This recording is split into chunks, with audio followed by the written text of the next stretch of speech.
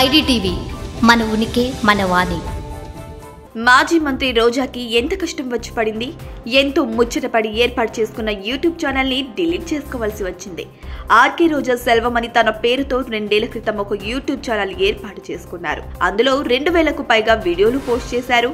తాను తన పార్టీ అధికారంలో ఉండగా నిర్వహించిన అన్ని కార్యక్రమాల వీడియోలు ఆ యూట్యూబ్ ఛానల్లో పోస్ట్ చేస్తూ వచ్చారు. రోజా ఛానల్ కి దాదాపుగా 2.5 లక్షల మంది సబ్స్క్రైబర్లు కూడా ఉన్నారు.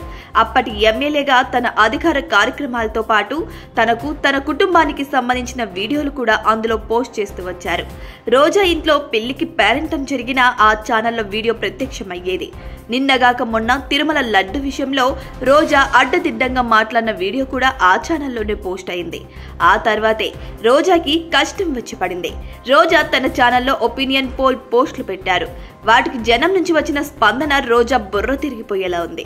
తిరుమలలో ఎవరి పాలన బాగుందని రోజా పోల్ పెడితే 24 గంటలు ముగియకుండానే 19,000 మంది ఓట్లు వేశారు.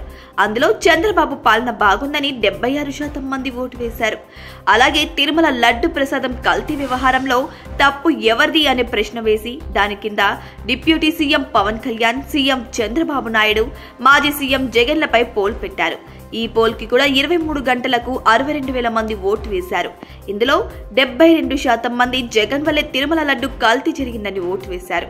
ఈ పోలింగ్ పోస్టుల కింద కామెంట్లు అయితే రోజాకి, జగన్ కి వ్యతిరేకంగా హోరెత్తిపోయాయి. దీంతో షాక్ అయిపోయిన రోజా తిరుమల వ్యవహారంపై పెట్టిన 2 పోల్స్ ని డిలీట్ చేయడమే కాకుండా ఇన్ని రోజులుగా ప్రేమగా నడుపుతున్న యూట్యూబ్ ఛానల్ ను డిలీట్ చేశారు.